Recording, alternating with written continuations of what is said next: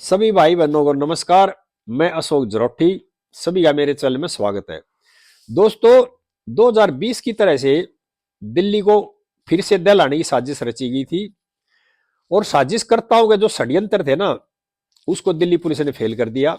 इस विषय पर चर्चा करते हैं और बहुत गंभीर मुद्दा है। सभी भाइयों से प्रार्थना है इस वीडियो को आखिर तक देखें, ज्यादा से ज्यादा भाइयों को शेयर करें। मामला था दिल्ली हाईकोर्ट के आदेश के मुताबिक मंगलवार रात को तुर्कमान गेट के पास मस्जिद है फैज लाई, जो रामलीला ग्राउंड के लगती हुई है। वहां पर अवैध अतिक्रमण हो रहा था। एक बारात घर बना रखा था और कुछ दुकानें बना रखी थी और डिस्पेंसरी वगैरह चल रही थी काफी सालों से, जिसका मामला दिल्ली हाईकोर्ट में था। दिल्ली हाईकोर्ट ने आदेश दिया भी इसको हटाया जाए, अवैध अतिक्रमण को। इस बारे में दिल्ली पुलिस ने जो इलाके की शांति कमेटी है ना, अमन कमेटी बोलते हैं उसको, जहां पर मिली जुली जनसंख्या रहती है, पॉपुलेशन रहती है, वहां पर अमन कमेटी बनाई जाती है। कोई इस तरह का मुद्दा हो तो अमन कमेटी से बात करके इलाके में शांति व्यवस्था कायम करी जाती है। इस बारे में दिल्ली पुलिस ने अमन कमेटी के तमाम आदमियों को बता दिया था, कई बार बताया, और उसके बाद कार्रवाई को अंजाम देने के लिए रात का समय चुना गया। क्योंकि वहां पर जनसंख्या बहुत ज्यादा है, आम जनता का आवागमन ट्रैफिक रहता है दिन के टाइम पे, और अगर दिन में इस तरह की कार्रवाई करते हैं तो आम जन को काफी परेशानी होती है। तो इसलिए इस तरह काम करने के लिए, इस तरह के अतिक्रमण हटाने के लिए रात का समय चुना गया और एमसीडी ने अपना काम शुरू किया। पुलिस इमदाद के लिए थी, लेकिन वहां पर कुछ गिने चुने लोग होंगे, कम से कम 100-150, उन्होंने जाकर नारेबाजी की और पथराव किया। लेकिन पुलिस ने तुरंत कार्रवाई करते हुए उनको काबू कर लिया और उस अतिक्रमण को हटा दिया। यहाँ पे एक बात और आई है कि रात को 1 बजे रामपुर के जो सांसद है ना, उत्तर प्रदेश रामपुर से सांसद है नदवी, समाजवादी पार्टी के, वो भी रात को 1 बजे वहां पर पहुंचे। लेकिन पुलिस ने, एमसीडी ने उनको बता दिया भी ये जो कार्रवाई हो रही है हाईकोर्ट के आदेश पे है। और नदवी जी रामपुर से सांसद है, इस बारे में सोचने की जरूरत है वे वहां किस लिए पहुंचे। नदवी जी वही सांसद है जो कि पार्लियामेंट के पास एक मस्जिद है, उसके इमाम भी है, और उस मस्जिद में एक मामला उठा था। सभी भाइयों को याद दिलाता हूं, अखिलेश जी भी गए थे उस मस्जिद में। यानी कि हाई कोर्ट के आदेश पर अतिक्रमण हटाया जा रहा है और देश के उत्तर प्रदेश से रामपुर के जो सांसद हैं वहां पर जा रहे हैं। इस विषय पर जांच करने की जरूरत है, क्योंकि जो बड़ी मछलियां ना, वो क्या करती है, गरीब के बच्चों को बहकाती है, फुसलाती है, इस तरह का षड्यंत्र रचते हैं, उनसे ये पथराव कराती है। और पथराव के बाद जो कार्रवाई होती है, जो पकड़े जाते हैं, गिरफ्तार होते हैं गरीबों के बच्चे, और ये बड़ी मछलियां बच जाती है। जो 2020 में पूर्वी दिल्ली में दंगे हुए थे, उसमें भी बड़ी मछलियां बच गई थी, क्योंकि जो मीटिंग हुई थी ना, शर्जिल इमाम और उमर खालिद तो पकड़े गए, जिनकी सुप्रीम कोर्ट ने बेल भी नहीं दी, 1 साल तक दरवाजा भी नहीं खुला किसी कोर्ट का। उन्होंने जो जो मीटिंग की थी वो देश के बड़े वकीलों के घर में और एक बड़े नेता के घर में मीटिंग हुई थी, वे बच गए, ये पकड़े गए। जब तक ये जो बड़ी मछलियां जेल नहीं जाएंगी ना, बड़ी मछलियों के खिलाफ एक्शन नहीं होगा, जब तक ये इस तरह के दंगे नहीं रुकेंगे। और अब समय आ गया है, इन बड़ी मछलियों को छोड़ना नहीं चाहिए, इन बड़ी मछलियों को पकड़ना चाहिए। और जिस तरह से हमारे सांसद जी वहां रात को गए थे, उन्होंने नहीं जाना चाहिए था। और जिस तरह से वीडियो जो आ रहे हैं, वीडियो बना बना गए अफवाह फैलाएगी भी मस्जिद को तोड़ रहे हैं, जबकि सभी को बता दिया था, कई बार मीटिंग की गई थी अमन कमेटी के साथ, कि मस्जिद को का किसी हिस्से को कुछ नहीं करना है, सिर्फ अतिक्रमण हटाना, और अतिक्रमण ही हटाया एमसीडी ने।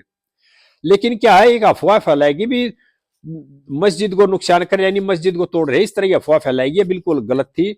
और इसके पीछे जो षड्यंत्र था ना, उसमें वे लोग हैं वो जो कि देश की सत्ता के खिलाफ हमेशा काम करते हैं, देश के खिलाफ हमेशा काम करते हैं और अपने स्वार्थ के लिए काम करते हैं। इसमें कुछ नेता भी हैं जो विपक्ष में बैठे हैं, और कुछ पत्रकार भी महोदय भी हैं, जिनका जो प्रेम है ना अमेरिका से, अमेरिका के डीप स्टेट से, देश से प्रेम नहीं है और अपने स्वार्थ से प्रेम है। मैं यहाँ सभी भाइयों को एक बात और बताना चाह रहा हूं। इस मामले में, इस पथराव में 5-6 पुलिसकर्मी घायल हुए हैं और पुलिस ने 5-7 आरोपियों को इसमें गिरफ्तार भी किया है। लेकिन गिरफ्तार जो अभी हुए ना, वो एक तरह से छोटी मछली है। जो बड़ी मछली है ना, इनके पीछे षड्यंत्र रचा। पुलिस ने इसकी तह तक जाना चाहिए, इसके पीछे कौन है, किस तरह का, और पुलिस पहुंच भी जाएगी धीरे धीरे। और अब देशवासियों ने उन शत्रुओं को पहचानने की जरूरत है जो हमारे बीच में ही रहते हैं, हमारे विरुद्ध काम करते हैं, देश के विरुद्ध काम करते हैं, अपने स्वार्थ के लिए काम करते हैं, और जो शत्रु देश है ना, उनके इशारे पे काम करते हैं। यहाँ पे इनकी पहचान होनी बहुत जरूरी है और इनके खिलाफ एक्शन होना बहुत जरूरी है। क्योंकि हमारे देश में एक बात और है कि हम एक्शन लेते थोड़े इसलिए डरते हैं या हिचकते हैं कि दुनिया के अंदर या इंटरनेशनल पे है ना, हिंदुस्तान की बेइज्जती होगी, इंटरनेशनल न्यूज बनेगी, दिल्ली में ये हो गया। अगर ये सख्ताई के साथ दबा जाएगा ना इस चीज को, यानी कि पुलिस पूरा बल प्रयोग करे और सख्ताई से इन चीजों को दबाया जा, ये देश के लिए फायदा है, देश की जनता के लिए फायदा है। और नहीं तो ये देश के लिए भी गंभीर खतरा है और देश की जनता के लिए भी गंभीर खतरा है। क्योंकि मानव अधिकार की आड़ लेकर के और स्वतंत्रता की आजादी की आड़ लेकर के, अपने अधिकारों की आजादी की आड़ लेकर के, ये देश के लिए गंभीर समस्या पैदा कर रहे हैं धीरे धीरे। और ये सारा कहां से मिलता है इनको? डीप स्टेट से, जो इन आका बैठे हुए। हमारे आस पड़ोस में जो बांग्लादेश में देख लो, नेपाल में देख लो, श्रीलंका में देख लो, इनका हाल क्या है, वहां की स्थिति क्या है देश की। और ये जो है ना स्थिति कर रखे, ये कर रखे धीरे धीरे भारत तक पहुंचने के लिए। और इसमें कुछ हमारे देश के जो शत्रु है ना, जो हमारे बीच में रहते हैं, जिनको हम पहचान नहीं पा रहे, उन लोगों का इसमें हाथ है। उनका सिर्फ क्या है, अपने स्वार्थ के लिए काम करना। यानी कुर्सी में बैठेंगे तो हम बैठेंगे, दूसरा कोई आदमी नहीं बैठेगा, हम नहीं रहेंगे तो सत्ता में दूसरे भी नहीं रहेंगे। इस तरह की जो सियासत चला रहे हैं। यहां पर सस्ते पत्रकार भी बहुत हैं इस तरह के, जो अपने स्वार्थ के सिवाय वो कुछ सूझते ही नहीं। मैं यहां सभी देशवासियों की बात और याद दिलाना चाह रहा हूं। कई साल पहले ही बात है, बटला हाउस में इनकाउंटर हुआ था, जिसमें हमारे दिल्ली पुलिस के इंस्पेक्टर मोहनचंद शर्मा साहब शहीद हुए थे। उसके बाद जो पत्रकारों ने चला था वो दुनिया ने देखा। यानी कि ये लोग पत्रकार हैं, ये देश की पुलिस के, देश के प्रशासन के, देश के न्यायपालिका के साथ नहीं, ये साथ हैं उन लोगों के जहां इनका एजेंडा चलता है, जो इनका फायदा होता है, जहां इनका स्वार्थ सिद्ध होता है। देश की जो है सस्ती शेरवानी पत्रकार मोहतरमा है, उसने तो जब बटला हाउस इनकाउंटर हुआ था, उसमें ऐसी खबर चलाई थी। उस टाइम वीडियो का जमाना नहीं था, ऑडियो से फोन पे उनको कहा गया था इस बारे में कुछ बताएं, तो उनका मीडिया हाउस ने बीच में ना जो बोल रही थी ना, वो भी काटना पड़ा था। वो इस तरह की बातें कर रही थी कि पुलिस बटला हाउस में जो पढ़ने वाले बच्चे उनको घसीट घसीट के बाहर निकाल रही है, पुलिस उनको पीट रहेगी, इस तरह की बातें कर रही थी। और वो सस्ती शेरवानी पत्रकार जो महिला है ना, उसने भारत से प्यार नहीं है, उसने प्यार था लादेन से। और अमेरिका में रहती है कई कई महीने, जबकि अमेरिका में रहने के लिए, कई कई महीने रहने के लिए घर बिक जाता है। वो पैसे कहां से आते हैं? यानी कि खाते इस देश का, रहते इस देश में, प्यार क्या है उनसे, डीप स्टेट वालों से है, और प्यार से अमेरिका से, अपने स्वार्थ के लिए देश के हर यानी कि पल देश का नुकसान पहुंचाने में लगे रहते हैं। इनको देशवासियों ने पहचानने की जरूरत है।